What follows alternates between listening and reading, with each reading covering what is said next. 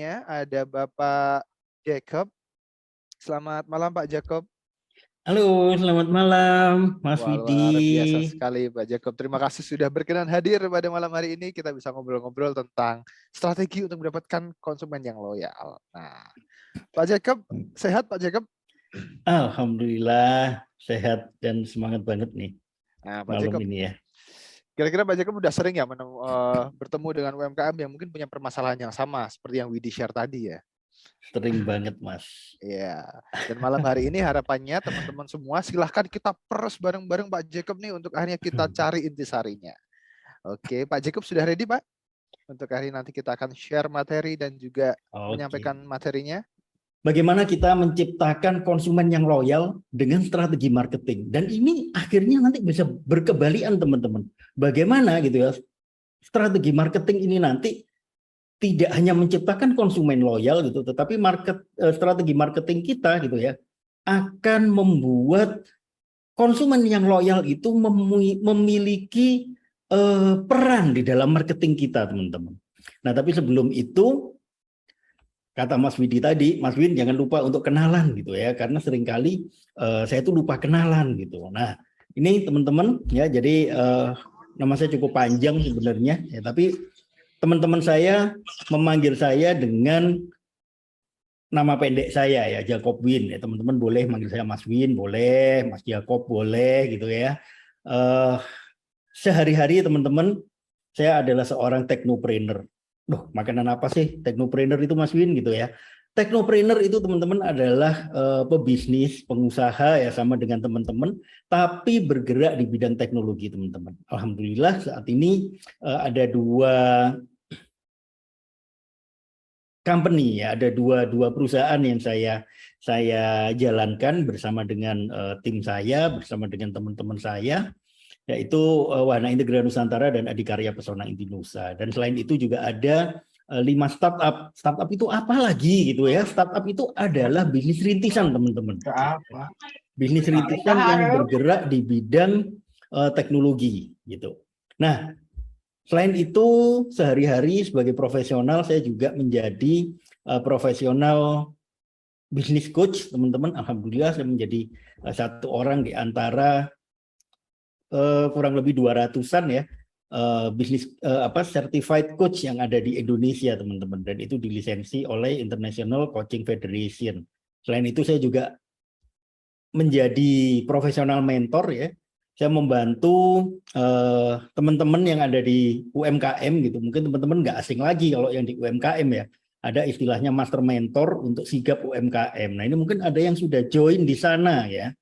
Gitu. Saya menjadi salah satu di antara para master mentor itu yang membantu UMKM untuk naik kelas, teman-teman. Dan selain itu, saya juga menjadi tim kewirausahaan ya untuk para mahasiswa yang ada di Kementerian Pendidikan dan Kebudayaan.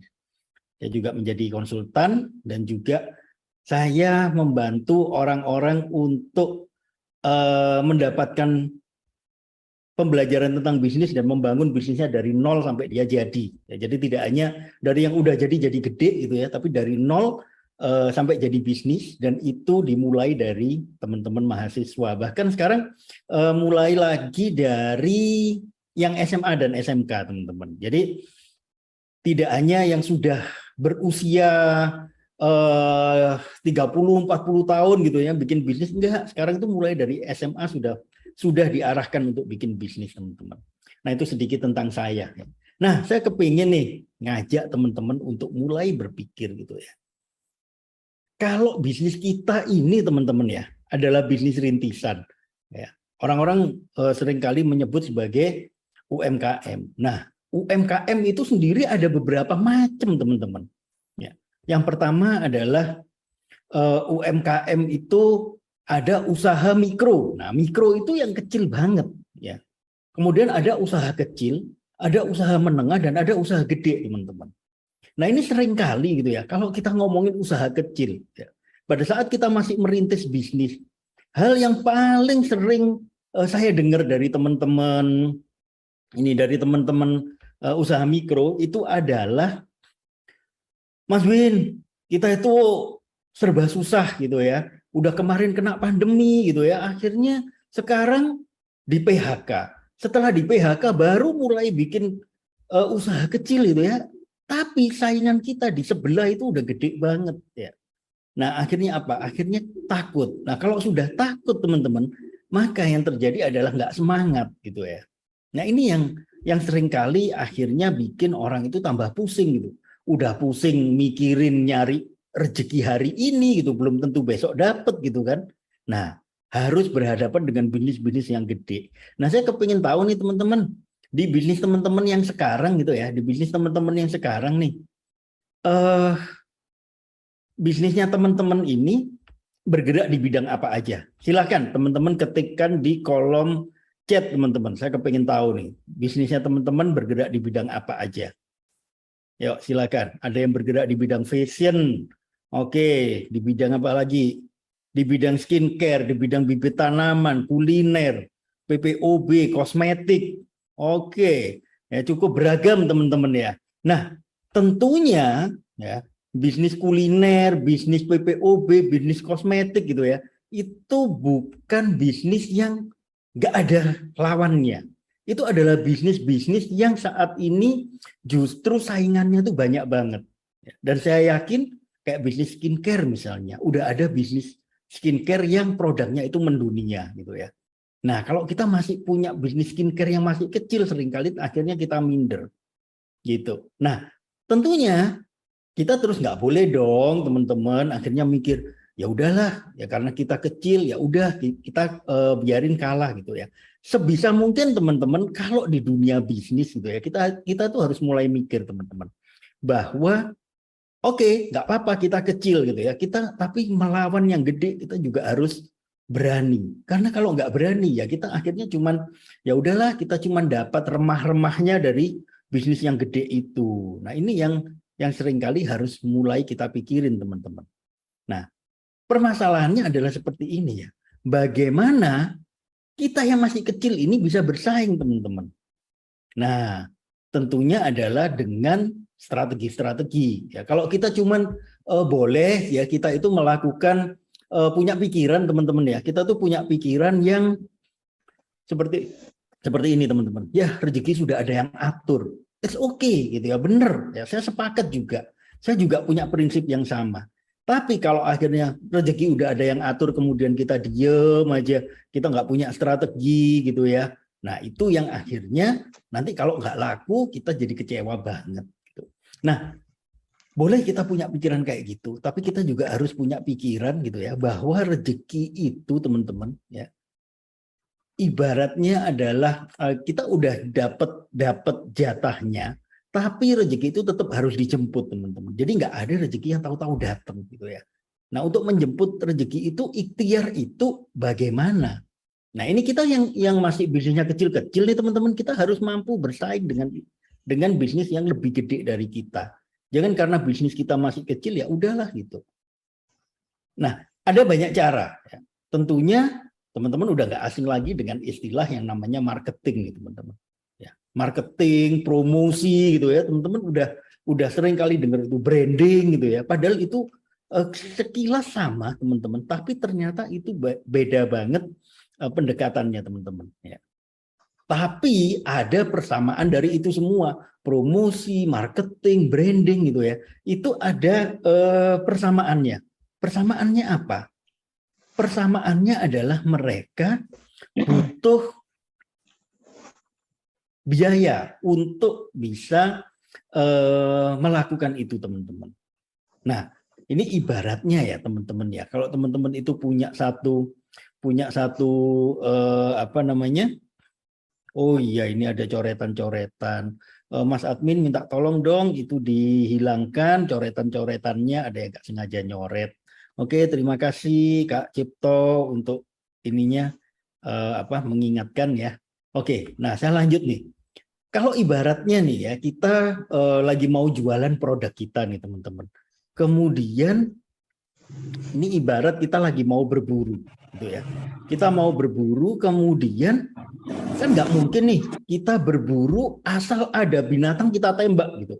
Asal ada binatang kita tembak. Wih, ada Kijang ditembak gitu ya. Dan nembaknya itu pokoknya langsung ditembak aja. Nggak tahu kena, nggak tahu enggak. Ini yang repot teman-teman. Kenapa? Karena peluru kita kan terbatas nih ya. Makanya kita harus memilih binatang yang akan kita tembak itu harus sesuatu yang berharga buat kita gitu ya. Kalau cuman kita nembak dapatnya ayam yang kecil gitu, harga pelurunya sama harga harga ayamnya nggak sepadan teman-teman ya. Makanya kita harus nembak itu juga pilih-pilih gitu. Cari yang kalau ditembak itu dagingnya banyak misalnya gitu, mengenyangkan kita gitu ya. Nah, yang harus dilakukan adalah dibidik dan ditembak teman-teman. Nah, ini sama juga dengan bisnis gitu ya. Sama juga dengan bisnis. Kalau teman-teman punya produk, ada yang punya produk kosmetik, ada yang punya produk fashion, ada yang punya produk furniture misalnya gitu ya. Nah, ini harus benar-benar hati-hati karena apa? Pada waktu teman-teman melakukan promosi, teman-teman melakukan marketing gitu ya, itu teman-teman pasti butuh sumber daya, teman-teman pasti butuh resource tuh di sana. Nah, kalau kita asal bikin promosi gitu ya, maka tidak akan tepat sasaran, teman-teman. Ini yang perlu untuk kita pikirkan gitu ya.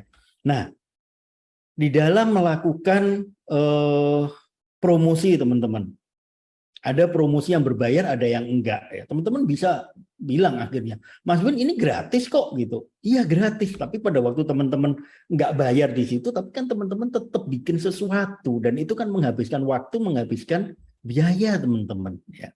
Makanya yang perlu adalah bagaimana supaya kita bisa dengan modal yang sekecil mungkin, modal nggak harus duit ya teman-teman, modal itu bisa modal tenaga, bisa modal modal waktu gitu ya. Jangan sampai apa yang kita lakukan itu sia-sia. Ya. Terus ada lagi biasanya terus bilang gini, Mas Win, produk saya itu untuk semua orang. Jadi ya udah, saya bikin promosi untuk semua orang gitu. Nah, gini teman-teman. Yang saya yakini adalah tidak ada ya di dalam bisnis ya teman-teman ya, tidak ada sebuah produk pun yang dibuat untuk semua orang teman-teman. Nah, yuk silakan ketikkan di kolom chat teman-teman. Kalau teman-teman merasa tahu ada produk yang dibuat untuk semua orang, yuk silakan ketikkan di kolom chat. Saya kepingin tahu ada nggak ya produk yang dibuat untuk semua orang. Yuk silakan ketikkan di kolom chat teman-teman. Oke, silakan ketikkan di kolom chat. Sorry. Oke. Nah, teman-teman, ternyata gitu ya, ternyata ada beberapa produk yang menurut teman-teman dibuat untuk semua orang. Satu contoh nih, ya, bubur, beras gitu ya. Beras itu berarti dari padi gitu ya, dia diolah jadi beras. Apakah beras untuk semua orang gitu? Nah sekarang gimana kalau misalnya orang itu nggak doyan beras? Apakah beras itu bisa buat dia?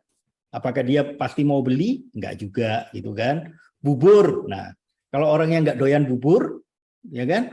Apakah orang itu mau beli? Tentunya nggak juga gitu ya. Suplemen kesehatan, ya suplemen kesehatan ini. Nah, apakah anak bayi boleh?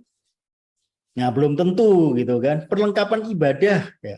Perlengkapan ibadah apakah sekarang orang yang ateis gitu ya, orang yang nggak punya agama, apakah mereka butuh perlengkapan ibadah? Tentunya enggak gitu kan. Pakaian, oke, pakaian yang kayak gimana? Pakaian itu macam-macam gitu ya. Pakaian yang kayak gimana? Ya, misalnya dress ya, yang bentuknya dress. Apakah cowok pakai? Kan enggak gitu ya. Artinya ada segmennya.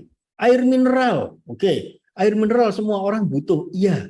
Tapi karena ini konteksnya bisnis, apakah air mineral dibuat untuk orang yang nggak butuh duit?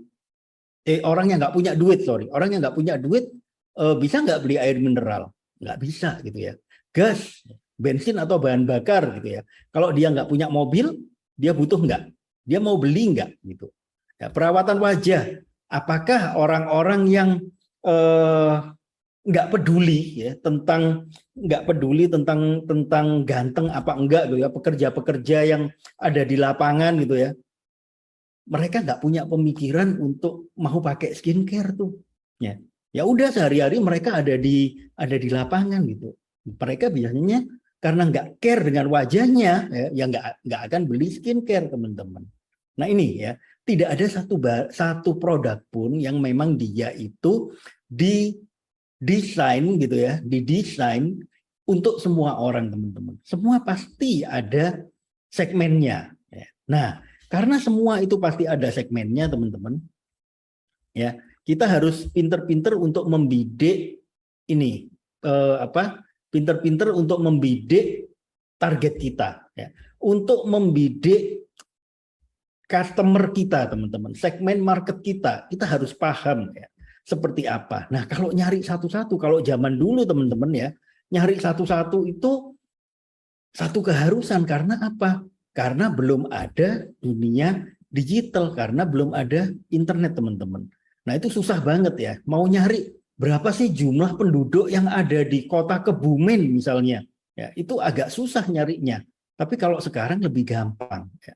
Dan juga untuk mencapai market itu sekarang lebih gampang teman-teman, dengan adanya digital marketing gitu. Nah ada satu pertanyaan nih ya, pada saat saya ngisi materi gitu ya, beberapa waktu lalu saya ke Kudus teman-teman ya, saya ngisi materi gitu tentang digital marketing. Kemudian ada yang nanya, Mas Win, apakah semua bisnis itu wajib pakai digital marketing gitu ya? Apakah kalau nggak ada digital marketing berarti kita bisnis kita nggak jalan?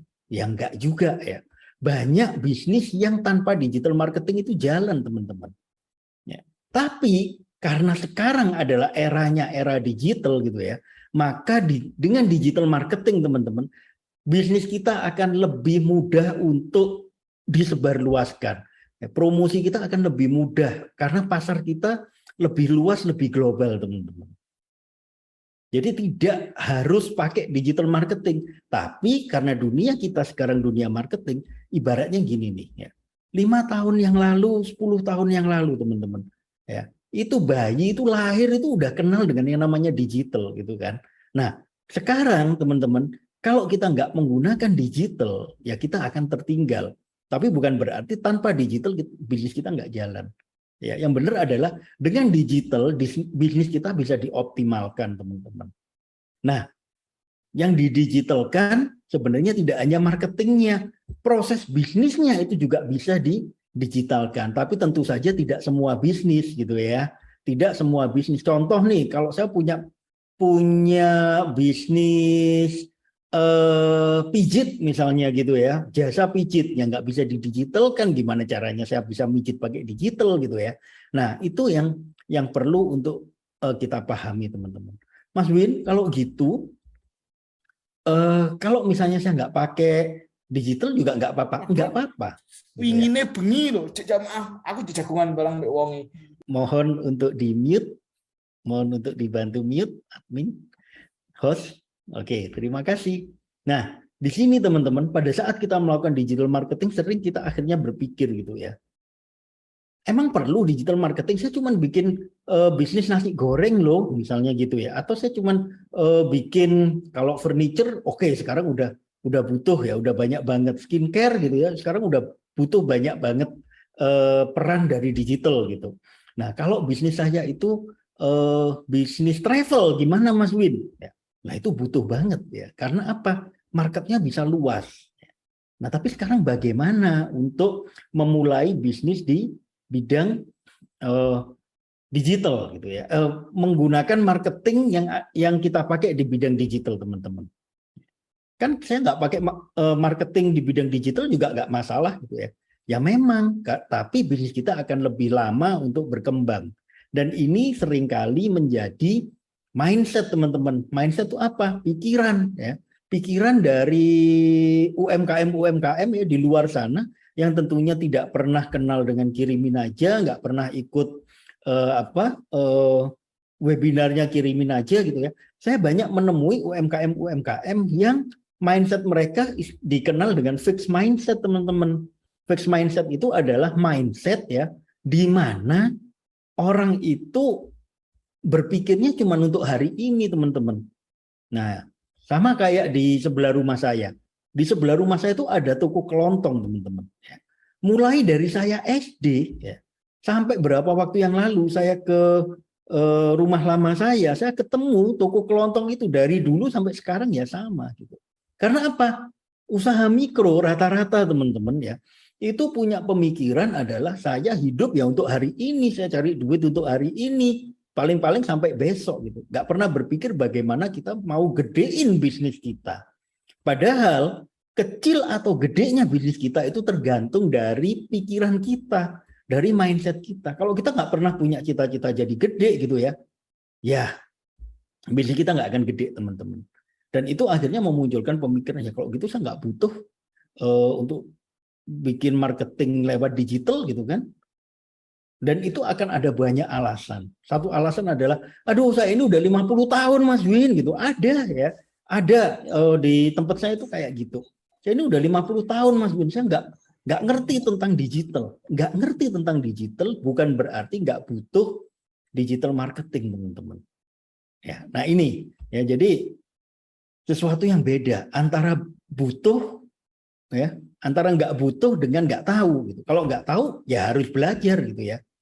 Kalau nggak ada waktu untuk belajar, cari orang yang bisa bikinin kita digital marketing. Tapi kitanya harus tahu juga digital marketing kayak apa. Nggak perlu bisa digital marketingnya, tapi kita harus tahu digital marketing bisa ngapain aja. Nah, ternyata teman-teman ya, kalau kita mau bikin digital marketing ya, itu juga harus dipikirin gitu teman-teman. Jadi nggak asal, oh ya saya mau bikin digital marketing gitu ya, kemudian ikut-ikutan tuh.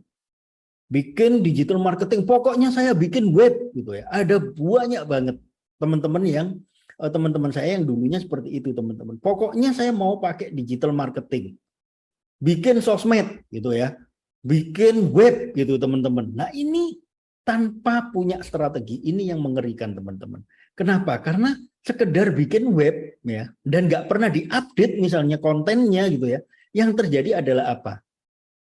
Yang terjadi adalah ya nggak ada orang yang datang ke situ ya. Datang ke situ cuman lihat tapi ternyata nggak menemukan informasi apapun di situ teman-teman.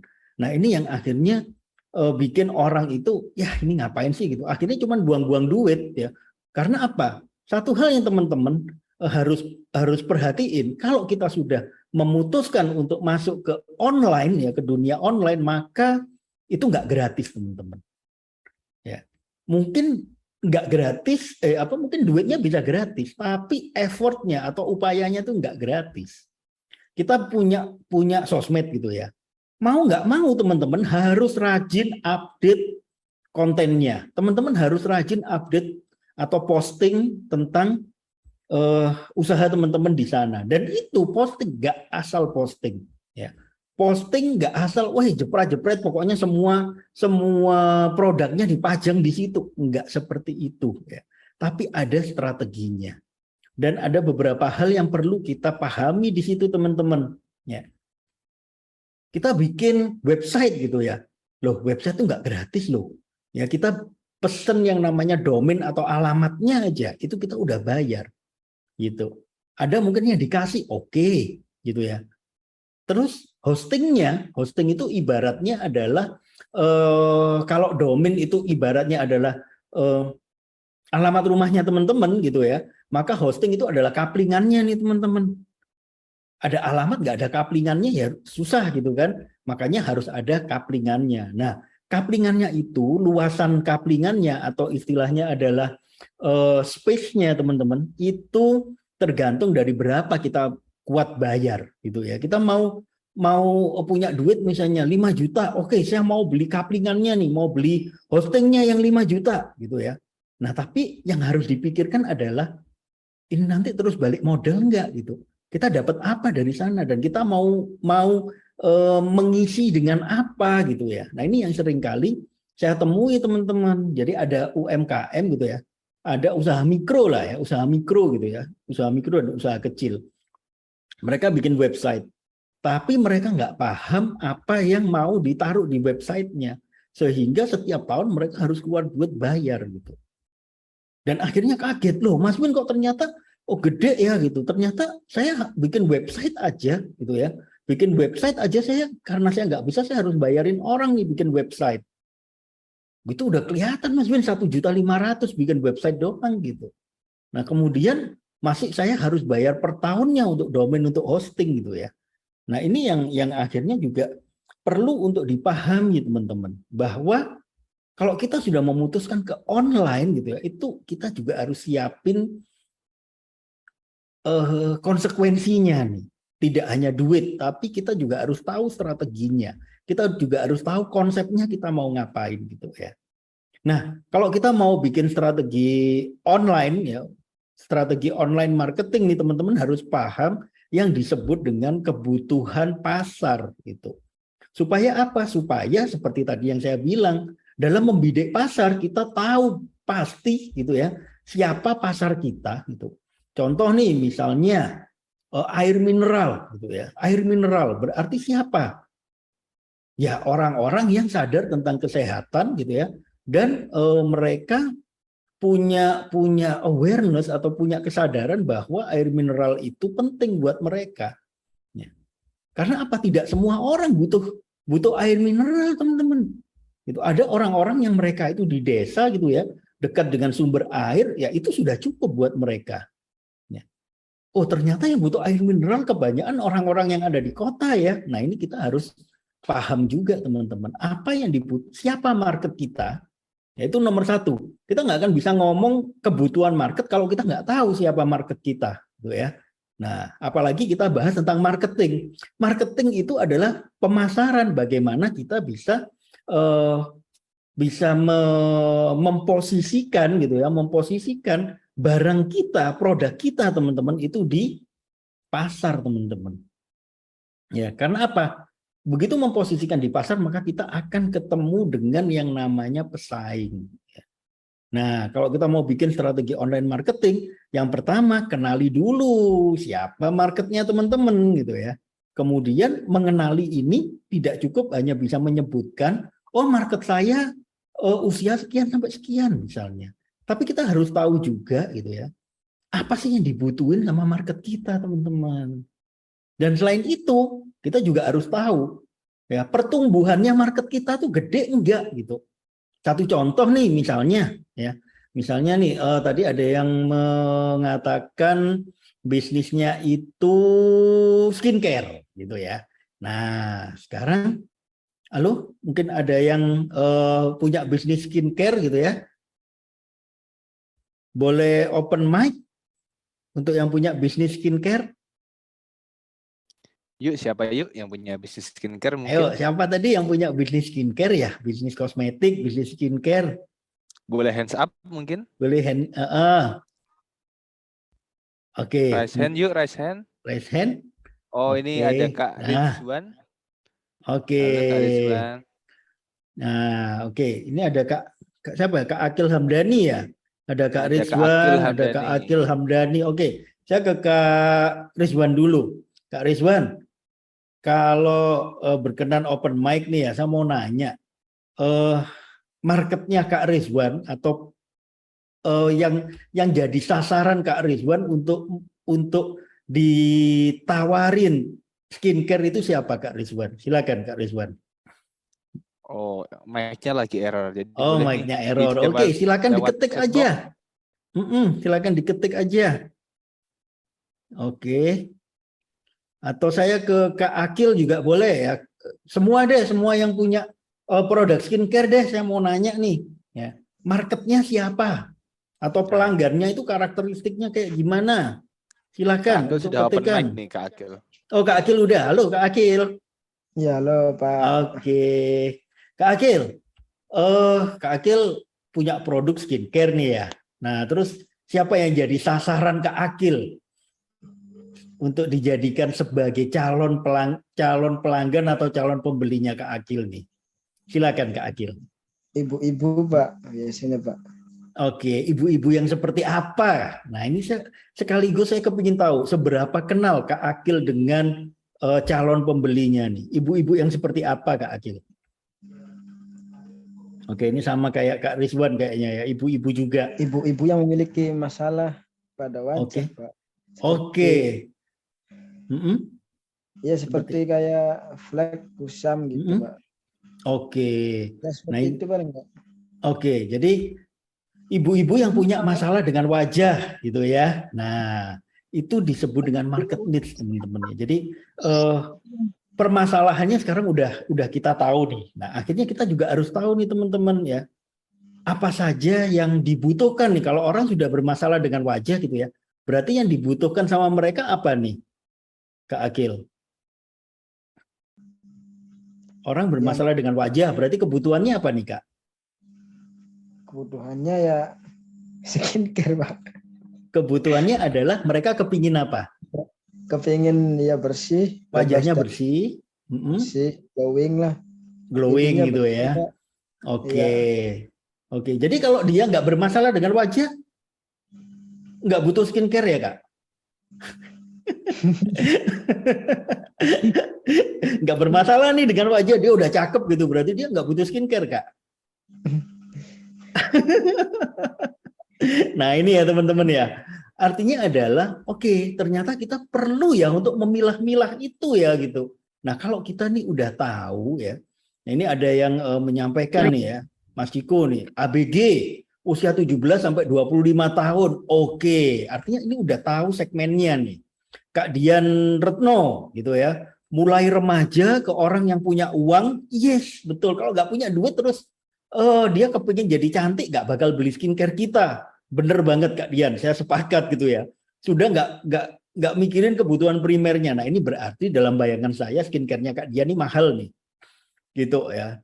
Ini penting banget loh kita tahu teman-teman, karena apa, orang udah nggak mikirin kebutuhan primer, berarti dia rata-rata menengah ke atas nih segmennya ya. Nanti strateginya beda teman-teman, menjual untuk segmen menengah ke atas dan menengah ke bawah nih ya. Ini baru mau buat produk ya, minyak serai wangi dari Atsiri gitu ya, minyak Atsiri gitu. Nah ini juga tetap sama, kita harus tahu ya siapa market kita dan apa kebutuhan mereka. Untuk bisa tahu kebutuhan kita harus tahu masalah mereka gitu ya. Kalau kita tahu itu, insya Allah satu jalan sudah terbuka tuh ya. Kita sudah punya catatan. Kemudian kita tahu ya perkembangannya kayak apa nih. Nah kita bisa cari datanya kakak-kakak gitu ya, teman-teman, kita bisa cari datanya. Setiap tahun orang yang kepingin cantik itu ternyata tambah banyak. Setiap tahun gitu ya, orang yang kulitnya bermasalah, wajahnya bermasalah gitu ya, itu semakin banyak. Karena apa? Karena sekarang musim makin nggak karu-karuan gitu. Ultraviolet semakin menggila gitu ya. Artinya orang akan butuh banyak skincare nih. Kemudian kita lihat trennya gitu ya. Market trennya skincare. Skincare kayak apa sih yang lagi ngehit sekarang gitu ya. Skincare untuk apa? Oh, misalnya skincare yang sifatnya itu dari herbal misalnya, atau skincare yang sifatnya itu dia cepet banget untuk membuat muka jadi glowing gitu ya, tanpa berpikir bahaya apa enggak gitu. Ya, bisa jadi sekarang di market saya, di pasar saya yang lagi ngetren adalah skincare dari herbal ya. Nah, ini beda market, bisa jadi kebutuhannya beda, teman-teman. Trennya bisa jadi beda gitu ya. Nah, untuk kita nanti melangkah ke strategi online marketing, teman-teman ya. Yang juga penting adalah market voice. Market voice itu apa sih? Market voice itu adalah apa yang dikatakan pasar ya, apa yang dikatakan para konsumen tentang produk kita, teman-teman. Nah, ini bisa jadi satu strategi ya. Munculnya dari mana tuh market voice gitu ya? Pada saat di sosial media banyak yang komen gitu ya. Nah, itu juga perlu untuk ditata sebagai satu strategi. Bagaimana supaya banyak orang yang komen itu dan komennya positif. Karena apa? Nah, nanti kita akan pelajari, teman-teman. Karena orang-orang ya, ada orang-orang yang memang mereka itu mudah terpengaruh dengan lingkungannya, teman-teman. Itu gampangnya gini nih. Kalau teman-temannya pada pakai skincare merek A, maka kalau dia nggak pakai skincare merek A, maka dia akan merasa nggak pede, gitu ya. Contoh lain nih, handphone misalnya, gitu. Kalau nggak Kalau nggak pakai iPhone terbaru misalnya ya, maka dia akan merasa minder gitu ya. Nah itu adalah pengaruh lingkungan terhadap konsumen kita teman-teman. Nah biasanya testimoni itu penting banget. Testimoni itu nanti masuknya ada pada market voice teman-teman gitu ya. Nah ini perlu juga nanti untuk kita siapkan bagaimana strategi kita supaya testimoni itu muncul ya. Dan itu bisa dibuat memang benar-benar organik, artinya ya benar-benar muncul secara natural. Ada yang memang itu dibikin supaya mendongkrak gitu ya, mendongkrak produk kita. Dan itu tidak hanya di sosial media teman-teman gitu. Kita bisa buat itu viral gitu ya dengan sosial media maupun tanpa sosial media. Nah caranya gimana gitu ya? Nah sebentar lagi teman-teman. Oke. Kalau kita udah paham bahwa strategi online marketing gitu ya, itu perlu banget dan kita harus lihat banyak hal ternyata. Nggak asal pokoknya kita buka web, nggak asal kita buka sosmed gitu ya, akun sosmed, kemudian kita oke, saya mau online gitu. Nggak sesimpel itu Ferguson. Jadi ya memang kita harus mulai nata ya. Dan kita harus tahu nih teman-teman ya, kita harus tahu karakteristik konsumen kita. Nah, kalau kita ngomong karakteristik ya tadi itu, ya kita harus tahu secara detail konsumen kita seperti apa. Tujuannya apa sih? Kita nanti punya value produk kita, manfaat produk kita untuk konsumen ya.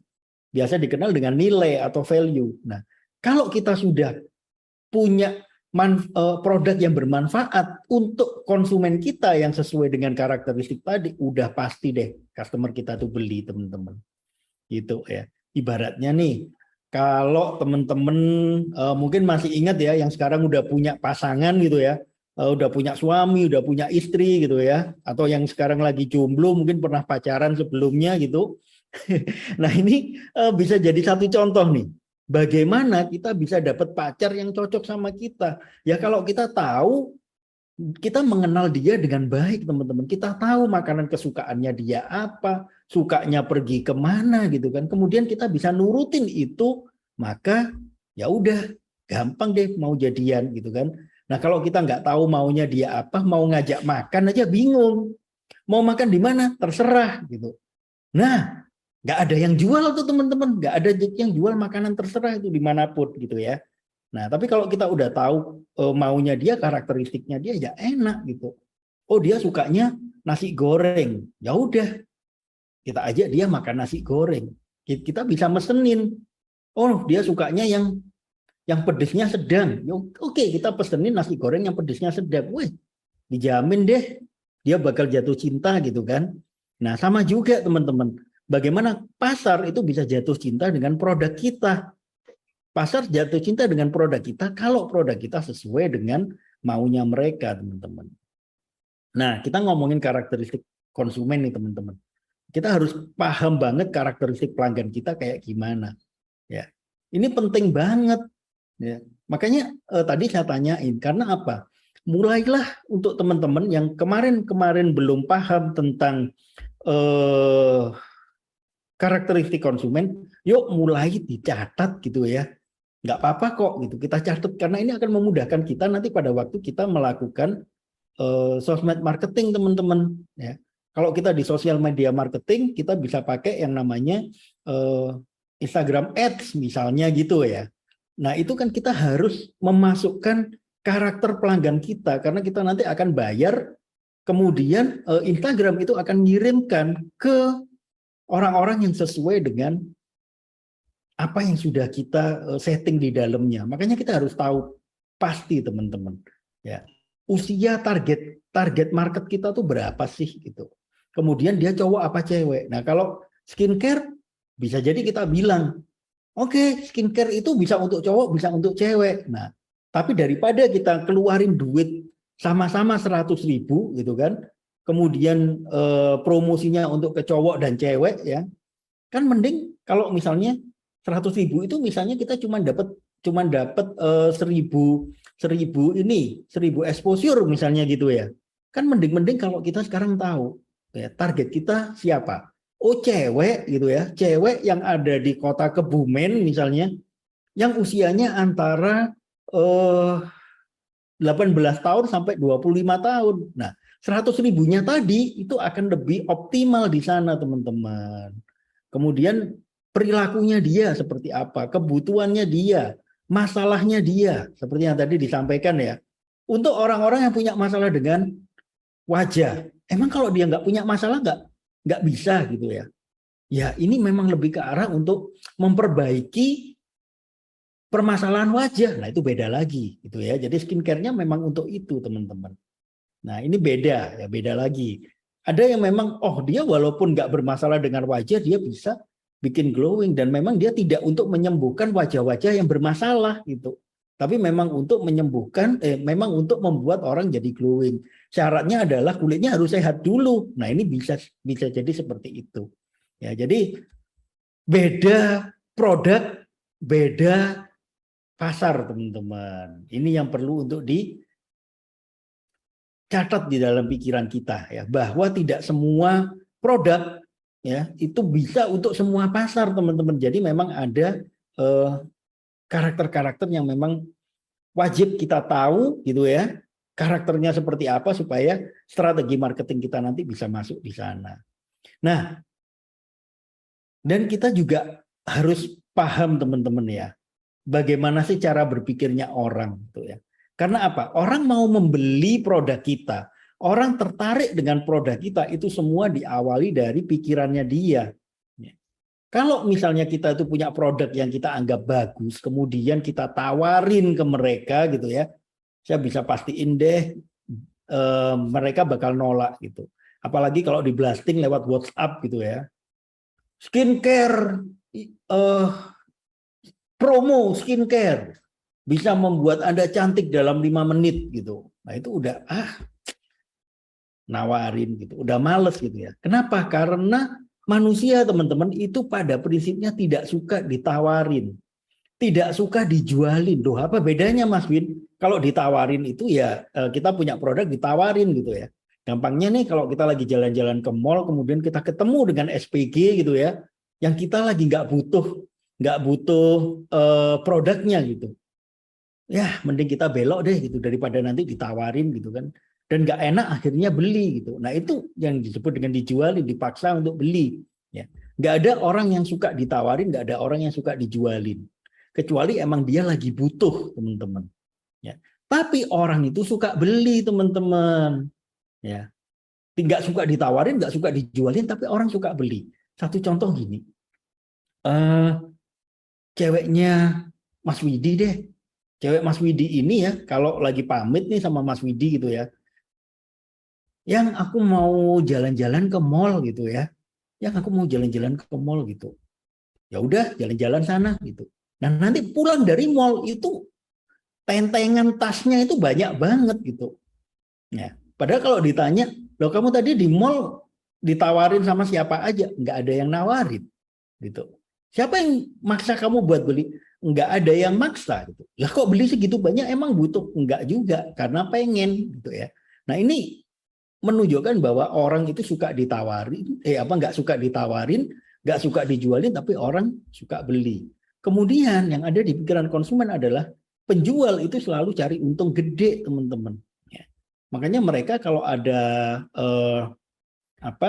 ada barang ya yang mereka itu tahu harganya mahal kemudian dijual dengan sangat murah, mereka pasti akan aware tuh yang ada di otaknya gitu ya. Wah ini ada apa nih? Gak mungkin loh kayaknya gitu kan. Biasanya mahal kok dijual sangat murah, pasti ada apa-apanya. Nah itu hal yang perlu untuk dipikirkan, teman-teman. Ya, ini adalah mindset dari konsumen. Nah kalau kita membuat konten tentang konten tentang digital marketing, ya kita harus paham ini. Jadi jangan nawarin, ya, jangan maksa orang beli, gitu kan. Tapi tunjukkan bahwa kita produk kita itu punya manfaat, produk kita punya value, teman-teman. Kemudian kasih sesuatu yang wajar. Kalaupun harus didiskon, ya kita kalau bisa kasih tahu ke mereka kenapa kok itu didiskon dan itu menguntungkan untuk mereka. Atau diskonnya bisa jadi dibuat dalam satu mekanisme yang nggak kelihatan kalau misalkan itu diskon yang nggak wajar misalnya. Satu contoh nih dengan pembanding gitu ya. Ada barang kita gitu ya, yang misalnya nih jual minuman gitu ya. Jual minuman yang gelas kecil gitu. Kita jual minuman yang gelas kecil 50.000. Kemudian jual minuman yang agak gede gitu ya 55.000. Jual minuman yang gede gitu yang sedikit lebih gede gitu ya kita jual 75.000. Maka orang akan punya pemikiran yang mana nih yang paling menguntungkan. Nah gitu ya. Jadi ada cara-cara bagaimana supaya kita bisa menjual sesuatu dengan optimal tanpa harus kelihatan bahwa kita itu lagi ngediskon, lagi membuat pricing atau harga-harga yang memang nggak wajar gitu ya. Karena orang akan aware di situ, teman-teman.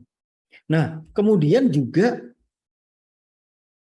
kita harus paham bahwa konsumen kita itu tertarik dengan sesuatu karena 3 hal, teman-teman. Yang pertama karena visual, karena ngelihat gitu ya. Makanya kalau kita bikin di sosial media ya bikinlah visual yang bagus, teman-teman. Gitu. Dalam bentuk video gitu ya. Itu akan bagus karena video itu menggabungkan antara visual dengan pendengaran. Ada orang-orang yang suka dengan visual, ada orang-orang yang suka dengan pendengaran, dengan sesuatu yang berbunyi, teman-teman. Nah, selain itu juga mainkan tentang emosional mereka, teman-teman. Nah, ini ada satu klien saya, teman-teman. Ada satu klien saya yang dia itu bergerak di bidang tour and travel. Ya. Suatu saat dia jualan kayak gini nih. Ya, dia bikin story gitu, dia bikin caption ya di sosial medianya. Gitu. Saya masih ingat liburan ke Bali saat mengunjungi pantai yang itu aja susah nyari makan yang enak gitu ya, bahkan bayar mahal untuk liburan yang nggak berkesan. Saya direkom untuk kontak Equator gitu. Hebatnya mereka tahu bagaimana mewujudkan mimpi Anda untuk liburan di Bali, menikmati lezatnya kuliner, indahnya pemandangan, ya. Deburan ombak di pantai eksotik penuh sensasi yang pernah dikunjungi para selebriti Hollywood dengan gratis gitu. Semoga sih Anda juga bisa dapat liburan hebat seperti saya kalau kontak Equator sekarang karena katanya lagi ada promo sampai akhir Juli. Nah, ini seakan-akan adalah sebuah cerita, seakan-akan adalah sebuah testimoni gitu ya, yang memang dibuat dirancang untuk mengarahkan orang ke Equator, teman-teman. Padahal Equator juga punyanya dia gitu ya. Dan ini dia membuat mirip-mirip seperti ini ya, copywritingnya itu dia minta tolong ke teman-temannya gitu. Dan juga ternyata ada beberapa orang yang memang pernah pakai Equator dan mereka puas, maka mereka juga bikin testimoni ala mereka. Jadi ada testimoni yang memang organik ya dari konsumen yang puas dan ada testimoni yang memang dirancang, teman-teman. Oke. Nah, ada banyak cara sebenarnya ya untuk online marketing, teman-teman. Ya bisa jadi kita lewat email marketing, lewat news gitu ya, web content dan sebagainya. Ya. Kemudian kalau sudah jadi, ya maka ada cara bagaimana supaya kita bisa memboosting itu supaya lebih gila lagi, teman-teman, supaya lebih boom lagi, gitu ya. Nah itu ada beberapa cara, bisa dengan optimization ya. Tapi balik lagi optimization pun teman-teman kita menggunakan paid search, kita menggunakan sosial media dan sebagainya, kita harus tahu siapa yang jadi target market kita. Supaya apa? Supaya itu semua bisa sesuai dengan karakteristik dari konsumen kita. Nah, kalau konsumen kita ini sudah puas, teman-teman ya, maka dia akan menjadi agen-agen marketing kita. Nah, kalau nggak percaya gini deh, silahkan ketikkan di kolom chat, teman-teman ya. Warung paling enak di tempat teman-teman namanya warung apa? Silakan teman-teman ketikkan di kolom chat. Warung paling enak di tempat teman-teman. Silakan ketikkan di kolom chat, teman-teman. Yuk, warung yang paling enak di tempat teman-teman. Ada yang bilang warung bakti. Oke, ada lagi yang lain. Warung apa nih teman-teman? Ini ada 40-an orang nih. Yuk, ada warung sederhana, warung bakso Manyul.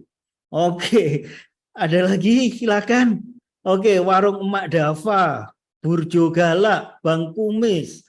Oke, ya mie ayam panggang, warung nasi pecel Maktun, warung nasi Padang Mama Rian, ada Heroi.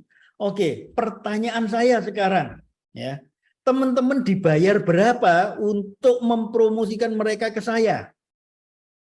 Nah, kan?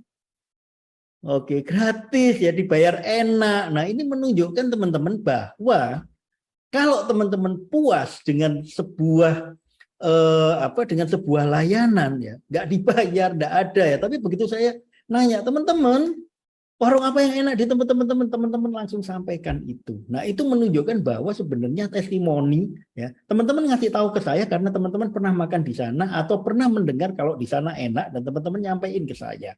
Ya. Itu adalah marketing gratis buat warung-warung tadi loh teman-teman. Nah, kalau itu bisa teman-teman terapkan gitu ya di dalam strategi marketingnya teman-teman ya. Apalagi itu online, udah deh viral ya. Dan itu akan memangkas biaya marketingnya teman-teman dengan luar biasa gede. Sebenarnya tidak hanya dari produk tadi, tetapi dari bagaimana teman-teman melayani para konsumen teman-teman. Ya, itu penting banget ya, itu penting banget. Karena apa? Seringkali ya jangan takut untuk bermasalah dengan konsumen gitu ya. Komplain konsumen itu biasa banget teman-teman. Tapi bagaimana teman-teman menyelesaikan komplain dan setelah komplainnya selesai, minta orang yang komplain tadi untuk bikin testimoni teman-teman. Ya itu keren banget. Ya karena hal yang wajar ada orang komplain. Tapi yang menjadi luar biasa adalah kalau teman-teman bisa membuat orang yang semula ngomel gitu ya, nggak puas dengan teman-teman, marah dengan teman-teman, akhirnya dia bisa keluar dengan tersenyum, keluar dengan gembira, maka itu akan menjadi testimoni yang luar biasa, teman-teman. Ini ada satu cerita salah satu binaan saya ya, namanya Momchip, teman-teman. Mas Widi, saya minta waktu 5 menit lagi, boleh? Boleh, silahkan. Oke, gini teman-teman. Momchip ini ya dulunya dibangun oleh seorang ibu-ibu, teman-teman. Ya. Ini ada di Kota Batu ya. Nah ini beliau itu membuat keripik.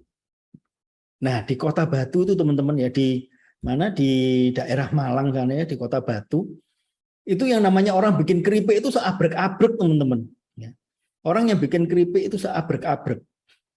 Ada banyak banget yang bikin keripik, buah keripik, apel keripik, pisang, itu banyak banget. Nah kalau kita ngomong apakah sekarang bahan baku yang dipakai itu beda? Ya enggak, bahan bakunya juga hampir-hampir sama gitu ya. Ambilnya juga dari orang-orang itu juga gitu. Nah tapi teman-teman, akhirnya apa yang membuat luar biasa dari si ibu ini ya? Si ibu ini akhirnya dia paham bahwa saya harus punya sesuatu yang beda nih. Tapi dia nggak tahu. Ya, karena usia beliau sudah di atas 50 tahun gitu ya. Beliau bingung. Apa yang beda dari tempat saya gitu ya. Nah kemudian ketemu dengan saya, kami sempat diskusi gitu, akhirnya beliau mengatakan, Mas Win, yang waktu itu saya tanya apa sih Bu yang hebat dari produknya Ibu itu. Beliau mengatakan, Mas Win, produk saya itu hebatnya adalah punya varian 76. Weh, saya bilang gitu, 76 varian Bu. Iya ya.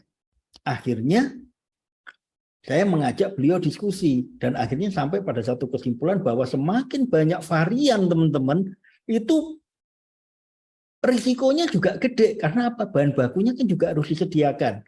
Belum tentu laku juga. Akhirnya gimana? Ini harus kita mampatkan, jangan terlalu banyak varian.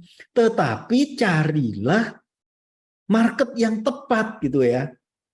Loh kenapa? Loh karena banyak orang yang suka ini gitu. Ya tapi kan tidak semua orang suka itu semua. Ya. Cari aja beberapa varian yang orang itu suka gitu. Akhirnya beliau masih bingung. Termasuk juga tentang bagaimana membuat marketingnya itu beliau bingung teman-teman. Nah di sini akhirnya beliau ketemulah dengan seorang anak muda. Ya. Ini namanya Mas Anju. Ya. Jadi beliau ketemu dengan Mas Anju kemudian match gitu ya. Akhirnya beliau bilang, udah Mas Anju, saya bisanya cuman produksi. Nah, maka si ibu ini hanya ngurusi produksi, ya, yang menjadi otak bisnisnya sekarang adalah si Mas Anju ini. Ya. Beliau masih mahasiswa dari UI kalau nggak salah ya. Nah, kemudian beliau inilah yang akhirnya membenahi, mencari segmen market yang tepat, dan akhirnya dari segitu banyak varian ya, hanya diambil yang memang paling banyak konsumennya. Ya. Dan itu pun diolah lagi, dia cari siapa konsumennya. Oh ternyata orang-orang yang ada di perkotaan. Orang-orang sibuk yang dia ambil sebagai konsumen, tidak semua orang perkotaan teman-teman. Tetapi yang dia ambil adalah orang-orang perkotaan yang sibuk, yang mereka cari cemilan sehat. Nah ini akhirnya jadi value. Ya, jadi sesuatu yang menjadikan manfaat gitu. Dan dia sudah mengemas, oh ini makanan yang cocok untuk kalau untuk pagi hari, oh ini cocok kalau siang hari, oh ini cocok untuk malam hari. Jadi dia meramu sedemikian sehingga orang kalau mau makan ya, pas siang-siang sukanya ini. Nah itu melalui riset teman-teman. Dan akhirnya dia menggunakan digital marketing juga terarah gitu. Dia mengarahkan sesuai dengan kemauan dari si pasarnya. Dan akhirnya karena pasarnya ini seneng gitu ya, banyak yang akhirnya beli lagi, dan beli lagi, dia kasih satu challenge. Kalau Ibu bisa jual bisa mempromosikan ini ke teman-teman Ibu, kita akan kasih reward gitu. Kita akan kasih hadiah di situ. Hadiahnya bisa dalam bentuk macam-macam, bisa dalam bentuk diskon, bisa dalam bentuk tahu-tahu dapat produk gratis dan sebagainya gitu ya. Akhirnya apa yang terjadi? Secara tidak langsung tanpa keluar duit ekstra gitu ya, tanpa keluar duit ekstra untuk marketing gitu ya. Ini cepat banget perkembangannya gitu. Nah, akhirnya dia membagi digital marketingnya dia ada yang memang untuk pembeli langsung gitu ya. Pembeli langsung itu berarti istilahnya kalau di bisnis adalah B2C ya, bisnis to konsumen ya. Jadi langsung dijual ke konsumennya, dan ada digital marketing yang memang dia menjual ini untuk bisnis yang lain gitu. Bahkan teman-teman salah satunya adalah dia menjadi partner gitu ya dari salah satu brand keripik pisang ya, yang memang ngehits karena dimiliki oleh orang besar di Indonesia teman-teman. Nah itu ternyata bisa berpartner di sana. Gara-garanya apa? Gara-garanya adalah lihat dari sosial media gitu ya, kemudian ada banyak testimoni di sana sehingga tertarik dan akhirnya mencoba teman-teman. Nah ini ya, jadi peran dari market voice itu luar biasa teman-teman. Ya. Asal kita tahu ya, balik lagi yang yang tadi ke arah ini ya teman-teman, strategi online marketing yang penting adalah apa? Ketahuilah kebutuhan market kita, ketahuilah seberapa besar pertumbuhan market kita, kemudian apa yang lagi ngetren. Ya, kalau sekarang yang lagi ngetren adalah makanan-makanan sehat dan makanan yang enak buat nongkrong gitu ya. Nah itu trennya. Kemudian apa yang dikatakan oleh para konsumen, oleh pasar kita, itu juga luar biasa ya. Dan itu justru lebih didengar orang daripada kita membuat yang namanya iklan teman-teman. Ya, jadi itu sedikit tentang bagaimana kita membuat online marketing, tidak sekedar kita bikin web, kita bikin sosmed, kemudian kita posting dan sebagainya, tapi bagaimana kita dari postingan-postingan itu ya bisa membuat orang menjadi loyal kepada kita melalui value, melalui pemilihan market yang tepat gitu ya, melalui testimoni-testimoni sehingga kita bisa mendapatkan konsumen yang lebih loyal. Demikian yang bisa saya sampaikan. Terima kasih dari kami, kirimin aja. Mohon maaf apabila ada salah-salah kata dan juga ada kesalahan teknis lainnya.